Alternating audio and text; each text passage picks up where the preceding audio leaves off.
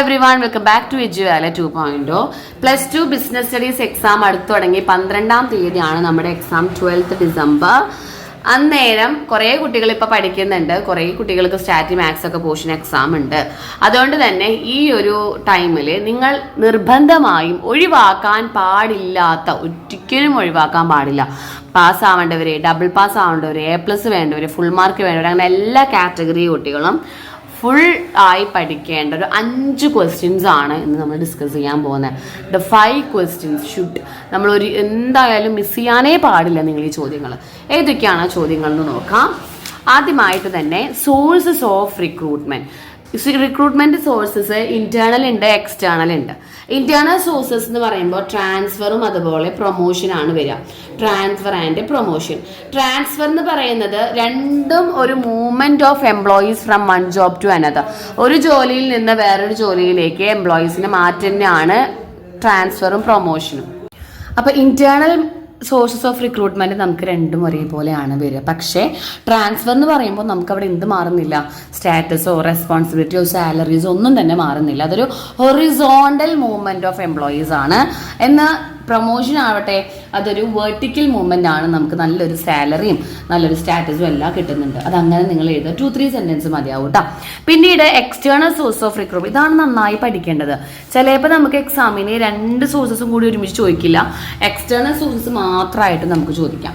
അപ്പോൾ നമുക്ക് ഒരു എക്സ്റ്റേണൽ സോഴ്സസ് 8 മാർക്കിന് 6 മാർക്കിനൊക്കെ ചോദിച്ചു കഴിഞ്ഞാൽ നിങ്ങളൊരു 6 8 ഒക്കെ എങ്ങനെ നിങ്ങൾക്ക് അറിഞ്ഞിട്ടുണ്ടായിരിക്കണം. ഓക്കെ, അപ്പോൾ എക്സ്റ്റേണൽ സോഴ്സ് ഓഫ് റിക്രൂട്ട്മെന്റിലേക്ക് കിടക്കുകയാണെങ്കിൽ ഏറ്റവും നിങ്ങൾക്ക് എളുപ്പമുള്ള ഒരു 6 ആദ്യം പഠിക്കാം. ഏറ്റവും എളുപ്പമുള്ളത് നിങ്ങൾക്ക് ഇഷ്ടമുള്ള ഒരു 6. ഏറ്റവും എളുപ്പമുള്ള 6 ഏതൊക്കെയാണെന്ന് പറഞ്ഞു തരട്ടെ. ദ ഫസ്റ്റ് വൺ എന്ന് പറഞ്ഞിട്ടുണ്ടെങ്കിൽ ഡയറക്റ്റ് റിക്രൂട്ട്മെന്റ്. ഡയറക്റ്റ് റിക്രൂട്ട്മെന്റ് എന്ന് വെച്ചിട്ടുണ്ടെങ്കിൽ നേരിട്ടിട്ട് ഒരാളെ നമ്മൾ നിയമിക്കുക. Direct recruitment. ഈ ഡയറക്റ്റ് റിക്രൂട്ട്മെന്റ് എങ്ങനെ നടക്കുക? നമ്മുടെ കമ്പനിയുടെ നോട്ടീസ് ബോർഡിൽ എങ്ങാനോട് ഇട്ടുണ്ടാവും വി ആർ ഹയറിംഗ് എന്ന് പറഞ്ഞിട്ട്. അങ്ങനെ നേരിട്ടിട്ട് കമ്പനി മാനേജ്മെന്റ് എടുക്കുന്നതാണ് ഡയറക്റ്റ് റിക്രൂട്ട്മെന്റ് എന്ന് പറയുന്നത്. പിന്നീട് നിങ്ങൾക്ക് പഠിക്കാൻ പറ്റുന്ന 3 ഒരുമിച്ച് പറഞ്ഞിട്ടെ. അഡ്വർടൈസ്മെന്റ്, അതുപോലെ തന്നെ advertisement on television, next web publishing. Advertisement on television, അതേപോലെ തന്നെ വെബ് പബ്ലിഷിംഗ്. അപ്പൊ 4 അഡ്വർടൈസ്മെന്റ് എന്ന് പറഞ്ഞിട്ടുണ്ടെങ്കിൽ അഡ്വർടൈസ്മെന്റ് ഓൺ ന്യൂസ് പേപ്പറിൽ കൊടുക്കുന്നതിനാണ് അഡ്വർടൈസ്മെന്റ്. ന്യൂസ് പേപ്പർ, ജേണൽ, അതേപോലെ പീരിയോഡിക്കൽ ജേണൽസ് ഒക്കെ നമ്മൾ മന്ത്ലി വീക്കിലൊക്കെ വാങ്ങുമല്ലോ, അതിലൊക്കെ നമുക്ക് വി ആർ ഹയറിംഗ്, നമുക്ക് ഇങ്ങനെ ഒരാൾ ആവശ്യമുണ്ടെന്ന് പറഞ്ഞു കൊടുക്കാം. അഡ്വർടൈസ്മെന്റ് ഓൺ ടെലിവിഷൻ എന്ന് വെച്ചാൽ എന്താ, ടെലിവിഷൻ സ്ക്രീനിലെ ഏതെങ്കിലും ന്യൂസ് ചാനലൊക്കെ താഴെ ഇങ്ങനെ എഴുതി പോവാം, ബ്രേക്കിംഗ് ന്യൂസ് പോലൊക്കെ ആ ഒരു ഭാഗത്ത് താഴെ എഴുതി പോകാനാണ് advertisement on television. Web publishing എന്ന് വെച്ചിട്ടുണ്ടെങ്കിൽ എന്താണ്, ഇന്റർനെറ്റിലെ വെബ്സൈറ്റിൽ നമ്മൾ പരസ്യം കൊടുക്കുന്നതാണ് അഡ്വർടൈസ്മെന്റ് ഓൺ നെറ്റ്. അതിൽ നമ്മൾ വെബ് പബ്ലിഷിംഗ് എന്നാണ് വിളിക്കുക എന്ന് മാത്രം. അപ്പൊ 4 നിങ്ങൾക്ക് കിട്ടി. ഇനി അടുത്തതാണ് റെക്കമെൻഡേഷൻ ഓഫ് എക്സിസ്റ്റിംഗ് എംപ്ലോയീസ്. നമുക്ക് പഠിക്കാൻ പറ്റുന്നതാണ്. അതായത് ഓൾറെഡി ഒരു കമ്പനിയിൽ വർക്ക് ചെയ്തുകൊണ്ടിരിക്കുന്ന എംപ്ലോയീസ് റെക്കമെൻഡ് ചെയ്യാണ്, എൻ്റെ കസിൻ ഇങ്ങനെ നിൽക്കുന്നുണ്ട് കേട്ടോ, അപ്പോൾ അങ്ങനെ റെക്കമെൻഡേഷൻ നടത്തിയിട്ട് നമുക്ക് റിക്രൂട്ട്മെന്റ് നടത്താം. പിന്നെ ക്യാമ്പസ് റിക്രൂട്ട്മെന്റ് എന്താണ്, ഓരോ കോളേജുകളിൽ പോയി ഫ്രഷേഴ്സിന് കിട്ടാൻ വേണ്ടി നടത്തുന്നതാണ് ക്യാമ്പസ് റിക്രൂട്ട്മെന്റ്. അപ്പോൾ നിങ്ങളത് ആലോചിച്ചിട്ട് ചെയ്താൽ campus recruitment is conducted only on colleges. അതായത് ഒന്നുകിൽ മാനേജ്മെന്റ് കോളേജസോ മെഡിക്കൽ കോളേജസിലൊക്കെ അവർക്ക് ആവശ്യമായിട്ടുള്ള ന്യൂ ആൻഡ് ഫ്രഷ് ഫ്രഷേഴ്സിനെ കിട്ടാൻ വേണ്ടിയിട്ട് നടത്തുന്നതാണ് ക്യാമ്പസ് റിക്രൂട്ട്മെന്റ്. പിന്നീട് നമുക്ക് ഗവൺമെന്റിന്റെ ഒരു ഏജൻസിയാണ് എംപ്ലോയ്മെന്റ് എക്സ്ചേഞ്ചിൽ നമുക്ക് എന്ത് കിട്ടാം, പുതിയ സ്റ്റുഡൻസിനൊക്കെ നമുക്ക് കിട്ടാനായിട്ട് സാധ്യതയുണ്ട്. പക്ഷേ ഇവിടുത്തെ ഫോൾട്ട് എന്താണെന്നറിയാം, എംപ്ലോയ്മെന്റ് എക്സ്ചേഞ്ചിൽ അപ് ടു ഡേറ്റ് ആയിട്ടുള്ള കാര്യങ്ങൾ കിട്ടാൻ വളരെ ബുദ്ധിമുട്ടായിരിക്കും. അപ്പോൾ നിങ്ങൾ ഇത് ഇപ്പോൾ ഒരു 7 ഉണ്ട്, ഈ 7 പഠിച്ചാലും മതി. ഇതിന് പുറമെ പ്ലേസ്മെന്റ് ഏജൻസീസ്, കോൺട്രാക്ടേഴ്സ് എല്ലാം ഉണ്ട്.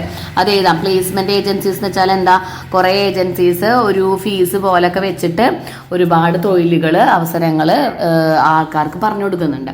അതാണ് പ്ലേസ്മെന്റ് ഏജൻസീസ്. അപ്പോൾ സോഴ്സസ് ഓഫ് റിക്രൂട്ട്മെന്റ് 8 മാർക്കിന് ചോദിക്കാം, 6 മാർക്കിന് എക്സ്റ്റേണൽ സോഴ്സ് മാത്രം ചോദിക്കാം. 8 നിങ്ങൾ എങ്ങനെയും പഠിച്ചു വെക്കുക. 8 എന്തിനാ 8 പഠിക്കാൻ പറഞ്ഞെന്നറിയാം, നമുക്ക് 6 മാർക്ക് 8 മാർക്കിന്റെ ക്വസ്റ്റ്യൻസിനാണ് ഇത് വരിക. അല്ലാണ്ട് ഒരിക്കലും 2 3 മാർക്കിനൊന്നും അങ്ങനെ പോവാത്ത ക്വസ്റ്റ്യൻ ആണ്. അപ്പോൾ ഇത് 8 മാർക്കിന് നിങ്ങൾ പഠിച്ചിരിക്കാനായിട്ട് ശ്രദ്ധിക്കുക. 8 നിങ്ങൾ എങ്ങനെയും പഠിച്ചിരിക്കുക. First one. ദെൻ അടുത്ത ചോദ്യം എന്ന് പറഞ്ഞാൽ സെലക്ഷൻ പ്രോസസ്സ് വളരെ ഇമ്പോർട്ടൻ്റ് ആണ് കേട്ടോ. 8 പ്രോസസ്സുകൾ നമ്മൾ ഓർഡറിൽ പഠിക്കുക. ആദ്യം പ്രിലിമിനറി സ്ക്രീനിങ് ആണ്. പ്രിലിമിനറി സ്ക്രീനിങ്ങിൽ എന്താ നടത്തുക? നമ്മൾ ഒറ്റയടിക്ക് നമുക്ക് ഒറ്റ നോട്ടത്തിൽ ആവശ്യമായ ആൾക്കാരെ എടുത്തിട്ട് ബാക്കിയുള്ളവരെ ഒഴിവാക്കാം. Eliminate unqualified unfit based on application. നമ്മൾ ആപ്ലിക്കേഷൻ കൊടുത്തിട്ടുള്ള ആൾക്കാരെ അൺക്വാളിഫൈ ചെയ്ത് അൺഫിറ്റ് ആയ ആൾക്കാരെ ഒഴിവാക്കാം. പിന്നീട് നമ്മൾ എന്താണ് നടത്തുന്നത്? സെലക്ഷൻ ടെസ്റ്റുകൾ. ഒരുപാട് ടെസ്റ്റുകൾ നമ്മൾ ഇവർക്ക് പാസ്സാക്കുന്നുണ്ട്. പലതരം ടൈപ്പ് ഓഫ് ടെസ്റ്റുകളിലൂടെ പഠിക്കണം. എന്താണ്? Intelligent test, attitude test, personality test ഉണ്ട്, ഇൻട്രസ്റ്റ് ടെസ്റ്റ് ഉണ്ട്, ട്രേഡ് ടെസ്റ്റ് ഉണ്ട്. ഓരോ ജോലിക്കും അനുയോജ്യമാണോ അവരെന്ന് അറിയാൻ വേണ്ടിയിട്ട് നമ്മൾ പലതരം ടെസ്റ്റുകൾ നടത്തുന്നുണ്ട്. ദാറ്റ് ഈസ് സെലക്ഷൻ ടെസ്റ്റുകൾ. ടെസ്റ്റിൽ പാസ്സായ ആൾക്കാർ നമ്മൾ ഇന്റർവ്യൂ നടത്തും. Personal interview, employment interview. ഇവിടെ face to face contact with employer and employee. ഇവർ തമ്മിലായിരിക്കും ഇന്റർവ്യൂ ഉണ്ടാവുക. അതിനുശേഷം ഇന്റർവ്യൂവിൽ പാസ്സായാൽ നമ്മൾ എന്ത് ചെയ്യും? റെഫറൻസ് ആൻഡ് ബാക്ക്ഗ്രൗണ്ട് ചെക്ക് നടത്തും. റെഫറൻസ് ആൻഡ് ബാക്ക്ഗ്രൗണ്ട് ചെക്ക് എന്ന് പറഞ്ഞാൽ ഇവര് നമ്മളോട് പറഞ്ഞ കാര്യങ്ങളെല്ലാം ശരിയാണോ ചെക്ക് ചെയ്യാൻ വേണ്ടി നിൽക്കും. ഇവരുടെ പേപ്പേഴ്സ് എല്ലാം ശരിയാണോ, ഇവർ വീട്, അഡ്രസ്സ്, സ്ഥലം എല്ലാം നമ്മൾ ബാക്ക്ഗ്രൗണ്ടുകളെല്ലാം ചെക്ക് ചെയ്യും. അതിനുശേഷം നമ്മൾ ഡിസൈഡ് ചെയ്യും വെദർ വാണ്ട് ഓർ നോട്ട്. നമുക്ക് ഇവരെ സെലക്ട് ചെയ്യണോ വേണ്ടയോ നമ്മൾ ഡിസൈഡ് ചെയ്യും. എല്ലാ പ്രോസസ്സും സക്സസ് ആയാൽ മാത്രമേ സെലക്ഷൻ ഡിസിഷൻ നമ്മൾ നടത്തുള്ളൂ. പിന്നീട് നമ്മൾ സെലക്ഷൻ ഡിസിഷൻ കഴിഞ്ഞ ശേഷം അവരെ മെഡിക്കൽ എക്സാമിനേഷന് വേണ്ടി നമ്മൾ കൊടുക്കും. അതായത് ഇവർ മെഡിക്കലി ഇൻഡിവിജ്വലി മാത്രമല്ല ഫിസിക്കലി ഫിറ്റ് ആണോ, അതായത് ഇവർക്ക് വേറെ എന്തെങ്കിലും അസുഖങ്ങളുണ്ടോ എന്നൊക്കെ അറിയാൻ വേണ്ടി ഇവരെന്ത് ചെയ്യും? നമ്മൾ medical examination, medical fitness, do not suffering from any major diseases. ഈ പറയുന്ന വ്യക്തി വേറെ ഒരു മേജർ ഡിസീസസുമായിട്ടൊന്നും എന്താണ് ഡിസീസസിലൊന്നും ഇല്ലല്ലോ എന്ന് നമ്മൾ ഉറപ്പ് വരുത്തുക, ഇൻഷുർ ആക്കുക. ഒരു എന്താ പറയുക, അസുഖങ്ങളൊന്നും ബാധിച്ചിട്ടില്ല എന്നുള്ളത് നമ്മൾ ഉറപ്പ് വരുത്താം. അതിനുശേഷം നമ്മൾ ജോബ് ഓഫർ ലെറ്റർ കൊടുക്കും. ജോബ് ഓഫർ എന്ന് വെച്ചിട്ടുണ്ടെങ്കിൽ എന്താണ്? ഒരു ലെറ്റർ ഓഫ് അപ്പോയിൻമെൻ്റ് ആണ്. ആ അപ്പോയിൻമെൻറ്റ് കാൻഡിഡേറ്റിന് കൊടുത്തിട്ട് പറയാണ് ഡ്യൂട്ടിക്ക് സമയത്ത് വരിക, ഇതൊക്കെയാണ് ഓഫർ ലെറ്റർ എന്ന് പറയുന്നത്. ആ ഓഫർ ലെറ്റർ വായിച്ചു നോക്കി ഫൈനലി ആ ഒരു കോൺട്രാക്ട് ഓഫ് എംപ്ലോയ്മെൻറ്റിൽ അവർ സൈൻ വെക്കണം. ഈ കോൺട്രാക്റ്റിൽ സൈൻ വെച്ചാലാണ് അയാൾ സെലക്റ്റഡ് ആവുള്ളൂ. മനസ്സിലായോ? അപ്പോൾ പ്രിലിമിനറി സ്ക്രീനിങ് എന്ന് പറയുമ്പോൾ ഒരു ഫസ്റ്റുള്ള അൺഫിറ്റ് ആയ ആൾക്കാരെ വേഗം എലിമിനേറ്റ് ചെയ്യുന്നു, സെലക്ഷൻ ടെസ്റ്റിലൂടെ പാസ്സാക്കുന്നു, ഇൻ്റർവ്യൂ നടത്തുന്നു, അവരുടെ ബാക്ക്ഗ്രൗണ്ട് ചെക്ക് ചെയ്യുന്നു, ഡിസൈഡ് ചെയ്യുന്നു, സെലക്ട് ചെയ്യാൻ വേണ്ടിയിട്ട് മെഡിക്കൽ എക്സാമിനേഷൻ നടത്തി ജോബ് ഓഫർ ലെറ്റർ കൊടുത്ത് അതിൽ സൈൻ ചെയ്യുന്നു. ഓക്കെ, സെലക്ഷൻ പ്രോസസ്സ് വളരെ ഇമ്പോർട്ടൻ്റ് ആണ്. പിന്നീടാണ് നമ്മൾ പഠിക്കേണ്ട 3 തരം decisions of finance manager. Finance decisions എന്നാണ് നമ്മൾ അതിന് പറയാം. 3 തരം ഫൈനാൻസ് ഡിസിഷൻസ് ആണ് നമുക്ക് പഠിക്കാനായിട്ടുള്ളത്. ഏതൊക്കെയാണ് 3 തരം? ഇൻവെസ്റ്റ്മെന്റ് ഡിസിഷൻ ഉണ്ട്, അതേപോലെ തന്നെ ഡിവിഡൻഡ് ഡിസിഷൻ ഉണ്ട്, ദെൻ ഫൈനാൻസ് ഡിസിഷൻ ഉണ്ട്. Investment decision, dividend decision and finance decision. ഇനി ഇൻവെസ്റ്റ്മെന്റ് ഡിസിഷൻ എന്ന് വെച്ചാൽ എന്താണെന്നറിയോ? നമുക്ക് എത്രത്തോളം ക്യാപിറ്റൽ ഇൻവെസ്റ്റ് ചെയ്യണം ഫോർ വാരിയസ് അസറ്റ്, അതായത് how much fund to be invested in various asset. ഇത്രയേ ഉള്ളൂ. അത് നിങ്ങൾക്ക് ഉണ്ടാക്കി എഴുതാം. എന്തെന്ന്? How much fund to be invested in various asset. Invested various asset എന്ന് പറഞ്ഞാൽ ഇപ്പോൾ അസറ്റിൽ നമ്മൾ എത്രത്തോളം ഫണ്ട് ഇടണം എന്നുള്ളത് തീരുമാനിക്കുന്നതാണ് ഇൻവെസ്റ്റ്മെന്റ് അസറ്റ് നമ്മൾ എഴുതി. ഈ ലൈൻ തന്നെ നിങ്ങൾക്ക് ഉണ്ടാക്കിയതാ. എന്താണ്? It is an important decision concern by any finance manager. ഒരു ഫിനാൻസ് മാനേജർ ആദ്യമായി ചിന്തിക്കേണ്ട വളരെ ഇമ്പോർട്ടൻ്റ് ആയ ഒരു ഡിസിഷനാണ് എത്രത്തോളം പൈസ ഓരോ അസറ്റിൽ ഇൻവെസ്റ്റ് ചെയ്യണം. ഇത് നമ്മൾ എന്ത് ചെയ്താൽ 2 types of asset is there അല്ലേ? 2 തരം അസറ്റുകൾ ഉണ്ട്. ഏതൊക്കെയാണ്? കറന്റ് അസറ്റ് ഉണ്ട്, അതുപോലെ തന്നെ ഫിക്സ്ഡ് അസറ്റ് ഉണ്ട്. ഫിക്സ്ഡ് അസറ്റ് എന്ന് പറയുമ്പോൾ എന്താണ്? ലോങ് ടേം ആണ്. കറന്റ് അസറ്റ് എന്ന് പറയുമ്പോൾ എന്താണ്? ഷോർട്ട് ടേം ആണ് അല്ലേ? അപ്പോൾ ഷോർട്ട് ടേം പീരീഡ് വേണോ ലോങ് ടേം പീരീഡ് വേണോ നമ്മൾ തീരുമാനിക്കണം. ഷോർട്ട് ടേം ആണ് എങ്കിൽ അതിനെ നമ്മൾ വർക്കിംഗ് ക്യാപിറ്റൽ ഡിസിഷൻ എന്ന് വിളിക്കുന്നു. അതിൻ്റെ ഉള്ളിൽ തന്നെ ഇപ്പോൾ 2 തരം ഡിസിഷൻ ആയിട്ടാ വർക്കിംഗ് ക്യാപിറ്റൽ ഡിസിഷൻ എന്ന് വിളിക്കുന്നു. അതേപോലെ തന്നെ ലോങ് ടേം ആണ് എങ്കിൽ നമ്മളതിനെ ക്യാപിറ്റൽ ബഡ്ജറ്റ് ഡിസിഷൻ എന്ന് പറയുന്നു. Capital budgeting decision. അപ്പോൾ നിങ്ങൾക്ക് ഇതിൻ്റെ ഉള്ളിൽ എഴുതാനുള്ള കണ്ടന്റ് കിട്ടിയില്ലേ? ഇൻവെസ്റ്റ്മെന്റ് ഡിസിഷൻ എന്ന് വെച്ചാൽ എന്താ? This is an important decision concerned with how the firm are invested fund into various asset. There are 2 types of asset is the current asset and fixed asset. Current asset are short term investments called working capital decision. Fixed asset are long term investments called capital budgeting decisions. അപ്പോൾ 2 രീതിയിൽ അവിടെ decision എടുക്കണം. ഇനി dividend decision എന്താണെന്ന് നോക്കാം. Dividend decisions എന്ന് വെച്ചിട്ടുണ്ടെങ്കിൽ നമ്മൾ എത്രത്തോളം പ്രോഫിറ്റ് ഷെയർ ഹോൾഡേഴ്സിന് കൊടുക്കണം, എത്രത്തോളം പ്രോഫിറ്റ് നമ്മൾ ബിസിനസ്സിൽ റിട്ടേൺ ചെയ്യണം. അതായത് how much profit is distributed. അതായത് പ്രോഫിറ്റ് കിട്ടിക്കഴിഞ്ഞാൽ അതിലെത്ര പ്രോഫിറ്റ് ആർക്ക് ഡിസ്ട്രിബ്യൂട്ട് ചെയ്യണം? ഷെയർ ഹോൾഡേഴ്സിന് ഡിസ്ട്രിബ്യൂട്ട് ചെയ്യണം. ഒന്നാമത്തെ തീരുമാനം. അതേപോലെ തന്നെ അതിൽ രണ്ടാമത്തെ തീരുമാനം എന്താണ്? അതിൽ തന്നെയുള്ള രണ്ടാമത്തെ തീരുമാനം എന്താണ്? How much profit is retained in the business. രണ്ടാമത്തത് അതായത് ബിസിനസ്സിൻ്റെ ഉള്ളിൽ എത്രത്തോളം എമൗണ്ട് നമുക്ക് ഇൻവെസ്റ്റ് ചെയ്യണം, എടുത്തു വെക്കാം. റീറ്റെയിൻ എന്ന് വെച്ചാൽ സൂക്ഷിച്ചു വെക്കാം. അതുപോലെ എത്രത്തോളം പ്രോഫിറ്റ് നമുക്ക് ഷെയർ ഹോൾഡേഴ്സിന് കൊടുക്കണം. അപ്പോൾ നിങ്ങൾക്ക് ഉണ്ടാക്കിയത് കൂടെ, അതായത് it is an important financing decision it's concern with how much profit is to be distributed to shareholders as dividend and how much is to be retained in the business. അതായത് ഇത് രണ്ടും തീരുമാനിക്കണം. ഇതൊക്കെ തീരുമാനിക്കണമെങ്കിൽ ഒരുപാട് factors നമ്മൾ പിടിക്കണം അല്ലേ. അതായത് ഒരാൾക്ക് പ്രോഫിറ്റ് കിട്ടി കഴിഞ്ഞാൽ എത്രത്തോളം ഏർണിങ്സ് ഉണ്ട്, എത്രത്തോളം സ്റ്റെബിലിറ്റി ഉണ്ട്, ഗ്രോത്ത് ഉണ്ടോ, ക്യാഷ് ഫ്ലോ വരുന്നുണ്ടോ, ഷെയർ ഹോൾഡേഴ്സിൻ്റെ ഇഷ്ടം എന്താണ്, അതെല്ലാം നോക്കിയിട്ട് വേണം നമ്മൾ ഈ ഒരു തീരുമാനം എടുക്കാനായിട്ട്. ഓക്കെ, നെക്സ്റ്റ് മൂന്നാമത്തെ ഡിസിഷൻ എന്താണ്? Financing decision.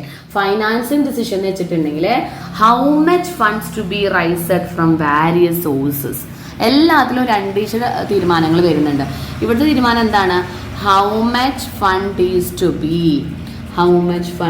To be raised. എവിടുന്ന് എത്രത്തോളം ക്യാഷ് നമ്മൾ റൈസ്ഡ് ഫ്രം വാരിയസ് സോഴ്സ്. അപ്പോൾ നമ്മൾ ഇവിടെ 2 തരം സോഴ്സസ് ഉണ്ട്. ഏതൊക്കെയാണ് 2 തരം സോഴ്സസ് എന്നറിയോ? നമുക്കുള്ളത് ഒന്നാമത്തത് ബോറോഡ് ഫണ്ട് ഉണ്ട്. നമുക്ക് കടം വാങ്ങാം, ഡെപ്റ്റേഴ്സ് വേണോ അല്ലെങ്കിൽ ഡിബഞ്ചേഴ്സ് വേണോ.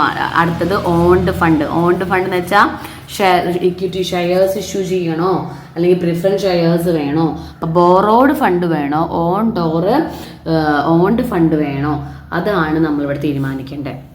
പൈസ കഴിഞ്ഞാലേ എത്രത്തോളം കാശ് നമുക്ക് വാങ്ങാം. അപ്പോൾ ഇതും തീരുമാനിക്കുമെങ്കിൽ കോസ്റ്റ് ഓഫ് ഫൈനാൻസും അതുപോലെ ക്യാഷും റിസ്ക്കും എല്ലാം നോക്കിയിട്ട് വേണം അത് തീരുമാനിക്കാം. അപ്പോൾ 3 ഡിസിഷനിലും 2 തീരുമാനങ്ങൾ വരുന്നുണ്ട്. ഇൻവെസ്റ്റ്മെൻറ്റിൽ കറണ്ട് അസറ്റിൽ വേണോ, ഫിക്സ്ഡ് അസറ്റിൽ വേണോ, അപ്പം അതിൻ്റെ ടേമുകൾ പഠിക്കാം.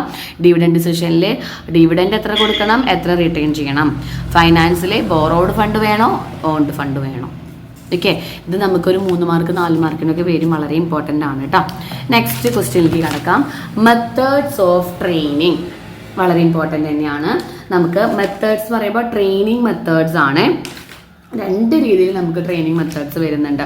ഓൺ ദ ജോബ് ട്രെയിനിങ്ങും വരുന്നുണ്ട്, അതുപോലെ തന്നെ ഓഫ് ദ ജോബ് ട്രെയിനിങ്ങും വരുന്നുണ്ട്. അപ്പോൾ ഇത് നമുക്ക് ചിലപ്പോൾ 4 മാർക്ക് അതല്ലെങ്കിൽ 5-6 മാർക്ക് അങ്ങനെയൊക്കെയാണ് നമുക്ക് പോവാം. അപ്പോൾ ഓൺ ദ ജോബ് ട്രെയിനിങ്ങും ഉണ്ട്, ഓഫ് ദ ജോബ് ട്രെയിനിങ് ഉണ്ട്. On and of. On the job training എന്ന് പറയുമ്പോൾ എന്താണ്? ലേണിംഗ് വൈൽ ഡൂയിങ് ആണ്. അവിടെ നമുക്ക് ഓൺ ദ ജോബ് ട്രെയിനിങ് മെത്തേഡുകൾ വരിക. അപ്രന്റൈസ്ഷിപ്പ്. ഇവിടെ അപ്പോൾ ഓരോന്നിൻ്റെയും പേര് കേട്ടാൽ അതെന്താണെന്ന് മനസ്സിലാക്കി നിങ്ങൾക്ക് ഉണ്ടാക്കിയത് അറിയാം. അപ്രന്റൈസ്ഷിപ്പ് എന്ന് വെച്ചാൽ എന്താണെന്നറിയോ? ഒരു ട്രെയിനർ ഒരു ഗൈഡൻസിൻ്റെ കീഴിൽ വർക്ക് ചെയ്യും. ഓർഗനൈസേഷനിൽ ഒരു ഗൈഡൻസ് കൊടുക്കണം ഒരാൾ. അപ്പോൾ നല്ല സീനിയറിൻ്റെ ഉള്ളിൽ ഒരു അസിസ്റ്റൻ്റ് വർക്ക് ചെയ്യുക. അപ്പോൾ അയാളിൽ നിന്നെല്ലാം നമുക്ക് പഠിക്കാൻ പറ്റും. അതാണ് അപ്രന്റീസ്ഷിപ്പ്. ഇതെന്ന് പറഞ്ഞിട്ടുണ്ടെങ്കിൽ നല്ല സ്കില്ല് കിട്ടാൻ വേണ്ടിയിട്ട്, അപ്പോൾ ഓൾറെഡി വർക്ക് ചെയ്യുന്ന ഒരു സീനിയറിൻ്റെ കീഴിലാണ് നമ്മൾ വർക്ക് ചെയ്യുന്നതെങ്കിൽ നമുക്ക് നല്ല സ്കില്ല് കിട്ടാൻ വളരെ ഹെൽപ്ഫുൾ ആണ് അപ്രന്റീസ്ഷിപ്പ്. രണ്ടാമത്തതാണ് കോച്ചിങ്. കോച്ചിങ് എന്ന് വെച്ചാൽ അവിടെ ഒരു കോച്ച് ഉണ്ടായിരിക്കും. കോച്ച് അതായത് ഫുട്ബോൾ കോച്ചൊക്കെ ഇല്ലേ, അതേപോലെ ഇവിടെ ഒരു senior person guide instruct as A coach. അതായത് ആസ് എ കോച്ച് പോലെ ഒരാളെ ഗൈഡ് ചെയ്യുക, ഇൻസ്ട്രക്ട് ചെയ്യുക. ഇവിടെ എന്താ സംഭവിച്ചാൽ ഇവിടെ സീനിയർ ഗൈഡൻസിൻ്റെ കീഴിൽ അവരുടെ ട്രെയിനറിനെ വെക്കുക. ഇതാണ് അവിടുത്തെ വ്യത്യാസം. പിന്നെ ഇന്റേൺഷിപ്പ് ഉണ്ട്. ഇന്റേൺഷിപ്പ് എന്ന് വെച്ചിട്ടുണ്ടെങ്കിൽ നിങ്ങൾക്കറിയാം, അതായത് കോളേജേഴ്സും അതുപോലെ തന്നെ എഡ്യൂക്കേഷൻ ഇൻസ്റ്റിറ്റ്യൂഷൻ എല്ലാം ബിസിനസ് എൻ്റർപ്രൈസസുമായിട്ട് കമ്പയർ ചെയ്തിട്ട് അവർ 2 പേരും സെലക്റ്റഡ് ചെയ്ത ആൾക്കാരെ അവരെ കണ്ടിന്യൂസ് സ്റ്റഡിക്ക് വേണ്ടിയിട്ട് ബിസിനസ് സ്ഥാപനങ്ങളിലേക്ക് വിടും. അതാണ് ഇന്റേൺഷിപ്പ്. എക്സാമ്പിൾ നമ്മൾ ടീച്ചേഴ്സ്, ട്രെയിനിങ് ടീച്ചേഴ്സ്. പിന്നെയാണ് ജോബ് റൊട്ടേഷൻ. റൊട്ടേഷൻ നടത്താൻ എന്താർത്ഥം? ഒരു കമ്പനിയുടെ ഉള്ളിൽ തന്നെ അവരെങ്ങനെ റൊട്ടേറ്റ് ചെയ്തുകൊണ്ടിരിക്കുക. Shifting from employee from one department to another department, one job to another job. It helps the trainers to understand about the condition of organisation. അതായത് ഒരു കണ്ടീഷൻ്റെ ഒരു ഓർഗനൈസേഷൻ്റെ എല്ലാ കണ്ടീഷനും അറിയാനായിട്ട് ഈ ജോബ് റൊട്ടേഷനെ നമ്മളെ ഹെൽപ്പ്. ഇതൊക്കെ നമുക്ക് കമ്പനിയുടെ ഉള്ളിൽ തന്നെ ഉള്ളതാണ്. ഓൺ ദ ജോബ് ട്രെയിനിങ് എന്ന് പറയുമ്പോൾ, ഓഫ് ദ ജോബ് ട്രെയിനിങ് എന്ന് പറയുമ്പോൾ പുറത്ത് പോയിട്ട് വേണം നമ്മൾ പഠിക്കാനായിട്ട്. അതിൽ ഏറ്റവും ഇമ്പോർട്ടൻ്റ് ആയിട്ട് നിങ്ങൾ പഠിക്കേണ്ടത് വെസ്റ്റിബ്യൂൾ ട്രെയിനിങ് ആണ്. വെസ്റ്റിബ്യൂൾ ട്രെയിനിങ് എന്ന് വെച്ചാൽ നമുക്ക് എക്സാക്റ്റ് വർക്കിംഗ് എൻവയോൺമെൻറ്റ് അവർ ക്രിയേറ്റ് ചെയ്ത് തരാണ്. അതായത് നമ്മൾ എന്തിനാണോ വർക്ക് ചെയ്യാൻ പോകുന്നത് ആ working environment, exact working environment നമുക്ക് റീക്രിയേഷൻ നടത്തിയിട്ട് അവർ നമുക്ക് അതിൽ പഠിപ്പിച്ചു തരും. ഇതിൻ്റെ ഏറ്റവും എക്സാമ്പിൾ എന്ന് പറയുന്നത് പൈലറ്റ് ആവാൻ പഠിക്കുന്നവർ, ഡ്രൈവിംഗ് സ്കൂളുകൾ, അവരൊക്കെ എന്താ, നമ്മളൊരു കാറ് പഠിക്കാൻ പോകുമ്പോൾ നമ്മൾ വീട്ടിൽ ഓൾറെഡി കാർ ഉണ്ടാവും അല്ലേ, നമ്മൾ ആ കാറിനല്ല ഓടിക്കുന്നത്. അപ്പോൾ അതേ സംഭവം നമുക്ക് അവിടെ അവർ പഠിപ്പിച്ചു തരാണ്. അതിലെന്തെങ്കിലും മാറ്റം ഉണ്ടോ? ഒരു മാറ്റം ഉണ്ടാവില്ല. അപ്പോൾ എക്സാക്റ്റ് ഇത് ഒന്നുകൂടി കോസ്റ്റ്ലി ആണ്, പക്ഷെ നല്ല എഫക്റ്റീവ് ആയിരിക്കും. കോസ്റ്റ്ലി ആണ്, എഫക്റ്റീവ് ആണ്. പിന്നെ ഫിലിംസ് എന്ന് വെച്ചാൽ എന്താ, സിനിമകൾ കാണിച്ചു തരാം നമുക്ക്. നമ്മുടെ ട്രെയിനിങ്ങുമായി ബന്ധപ്പെട്ട ഫിലിംസ് ക്ലാസ് റൂമിൽ നമുക്ക് കാണിച്ചു തരാം. ദെൻ ക്ലാസ് റൂം ലെക്ചർ എന്ന് പറഞ്ഞാൽ നമ്മൾ PPT പ്രസൻറ്റേഷനൊക്കെ പോലെ നമുക്ക് ക്ലാസ് റൂമിൽ പ്രൊജക്ടറൊക്കെ വെച്ച് ക്ലാസ് എടുത്ത് തരിക. ഇതാണ് ട്രെയിനിങ് എന്നൊക്കെ പറഞ്ഞിട്ട് നമുക്ക് ക്ലാസ് എടുത്ത് തരുന്നതാണ് ക്ലാസ് റൂം ലെക്ചർ എന്ന് പറയുന്നത്. പിന്നെ കമ്പ്യൂട്ടർ മോഡലിംഗ് നിങ്ങൾക്ക് പഠിക്കാൻ ഹെൽപ്പ് എന്ന് വെച്ചാൽ കമ്പ്യൂട്ടേഴ്സ് യൂസ് ചെയ്തിട്ട് വിത്ത് ദ ഹെൽപ്പ് ഓഫ് കമ്പ്യൂട്ടേഴ്സ് നമുക്ക് എന്ത് ചെയ്യാം, പഠിപ്പിച്ച് തരുന്നതാണ് കമ്പ്യൂട്ടർ മോഡലിംഗ്. 4 എണ്ണം പഠിച്ചാൽ മതി, അതാണ് ഏറ്റവും. ഫിലിംസ് എന്ന് വെച്ചിട്ടുണ്ടെങ്കിൽ ഫിലിം ഷോകളാണ്. അതിൽ നമുക്ക് ഇൻഫോർമേഷനും സ്കില്ലും, നമുക്ക് ആവശ്യമായ ഇൻഫോർമേഷനും സ്കില്ലൊക്കെ ഇതിലുണ്ടാവും.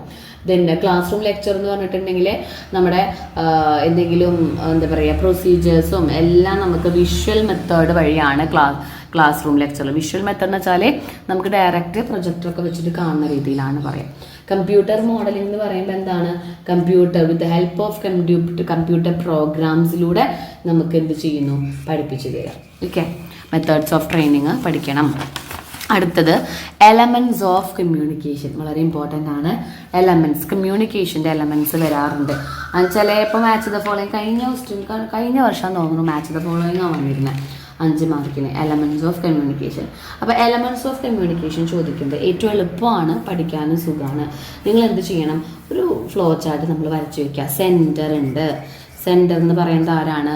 The sender is a person who send the message. അപ്പോൾ അയാൾ എന്ത് അയക്കുന്നുണ്ട്, നമുക്ക് മെസ്സേജ് അയക്കുന്നുണ്ട് അല്ലേ. ആ സബ്ജക്റ്റ് മാറ്റർ ആണ്, സെൻഡർ അയക്കുന്ന സബ്ജക്റ്റ് മാറ്റർ ആയിരിക്കും മെസ്സേജ്. മീഡിയ എന്ന് പറഞ്ഞാൽ എന്താ, the path to confirm or നമ്മൾ ഏത് പാത്തിലൂടെയാണ് നമ്മൾ ആ സബ്ജക്റ്റ് മാറ്റർ റിസീവർക്ക് അയക്കുന്നത്, അതാണ് മീഡിയ. അതിനുശേഷം നമ്മൾ ആ മീഡിയ ആരിലെത്തും, റിസീവറിലേക്ക് എത്തും. ഓക്കെ, സെൻഡർ മെസ്സേജ് മീഡിയ വഴി റിസീവറിലേക്ക് എത്തുന്നു. റിസീവർ എന്ത് ചെയ്യും, തിരിച്ച് അയാൾക്ക് എന്ത് കൊടുക്കും, ഫീഡ്ബാക്ക് കൊടുക്കും. അപ്പം മിസ് എഴുതിയ ഈ സാധനങ്ങളൊക്കെയാണ് ഈ എലമെൻറ്റ്സ് എന്ന് പറഞ്ഞാൽ. ഫീഡ്ബാക്ക് കൊടുക്കും. ഫീഡ്ബാക്ക് ആർക്ക് നമ്മൾ കൊടുക്കുന്നത്, സെൻറ്റർക്കാണ് കൊടുക്കുന്നത്. അപ്പോൾ 1 2 3 4 5 5 എലമെൻറ്റ്സ് ഇപ്പം തന്നെയാണ്. ഇനി ഇതിൻ്റെ ഉള്ളിലൊരു എലമെൻറ്റ്സ് വരും. നമ്മൾ മെസ്സേജ് മീഡിയ വഴി അയക്കുമ്പോൾ മേ ബി നമുക്ക് എന്ത് വരാം, അവിടെ നോയ്സ് വരാം, ഒബ്സ്ട്രക്ഷൻസ്, തടസ്സങ്ങൾ വരാം. ആ നോയ്സ് ഇതിനെ ബാധിക്കും, നമ്മൾ മീഡിയ ത്രൂ ഇതിനെ ബാധിക്കും. മാത്രമല്ല സെൻഡർ ഈ മെസ്സേജ് അയക്കുന്ന ആ ഒരു പ്രോസസ്സ് ഉണ്ടല്ലോ, അതിന് നമ്മൾ വിളിക്കുന്ന പേരാണ് എൻകോഡിങ് എന്നാണ് നമ്മൾ അതിനെ വിളിക്കുക, എൻകോഡിങ്. അതായത് അയാൾ എന്താണോ പറയാൻ വിചാരിക്കുന്നത് അത് വേർഡ്സ് ആൻഡ് ഫിഗേഴ്സിലും സിമ്പിൾസിലേക്കും മാറ്റുന്നതാണ് എൻകോഡിങ്. അതേപോലെ റിസീവർ ഈ സെൻഡർ അയച്ച മെസ്സേജ് തിരിച്ച് ആക്സെപ്റ്റ് ചെയ്തിട്ട് അയക്കുന്ന ആ ഒരു പ്രോസസ്സ് നമുക്ക് വരുന്നുണ്ട്, അത് ഡീകോഡിങ് ആണ്. അപ്പം എൻകോഡിങ്, ഡീകോഡിങ്, നോയ്സസ്. അപ്പോൾ എത്ര എലമെൻറ്റ്സ് നമുക്ക് കിട്ടി, എലമെൻറ്റ്സ് ഓഫ് കമ്മ്യൂണിക്കേഷൻ എന്ന് പറയുന്നത് sender, message, media, receiver feedback കൊടുക്കുന്നു, നോയ്സസ് ഉണ്ടാവാം, എൻകോഡിങ് ആൻഡ് ഡീകോഡിങ്. അപ്പോൾ എലമെൻറ്റ്സ് ഓഫ് കമ്മ്യൂണിക്കേഷനായി. ഈ ഒരു ഫിഗർ നിങ്ങൾ മസ്റ്റായിട്ട് വരച്ച് വയ്ക്കണം. ഒപ്പം ഓരോന്ന് എന്താണെന്ന് എഴുതണം, ജസ്റ്റ് ഓരോ സെൻറ്റൻസ് ഉള്ളൂ. ഓക്കെ, അപ്പോൾ ഇത്രയാണ് ഒരു 5 ക്വസ്റ്റ്യൻസ് നമ്മൾ ഇട്ടിരിക്കുന്നത്. Elements of communication, then methods of training, financing decisions, selection process, റിക്രൂട്ട്മെൻറ്റിൻ്റെ സോഴ്സസ്. ഓക്കെ, ഈ 5 ചോദ്യം ആരും വിട്ടു പോകരുത് കേട്ടോ. അപ്പോൾ എല്ലാവരും പഠിച്ചു തുടങ്ങാം. നിങ്ങൾക്ക് വീഡിയോ ഹെൽപ്ഫുൾ ആയെന്ന് വിചാരിക്കുന്നു. ഹെൽപ്ഫുൾ ആയെങ്കിൽ ലൈക്ക് ചെയ്യുക, ഷെയർ ചെയ്യുക, സബ്സ്ക്രൈബ് ചെയ്യുക, മാക്സിമം സപ്പോർട്ട് ചെയ്യുക. Okay dear student, thank you so much.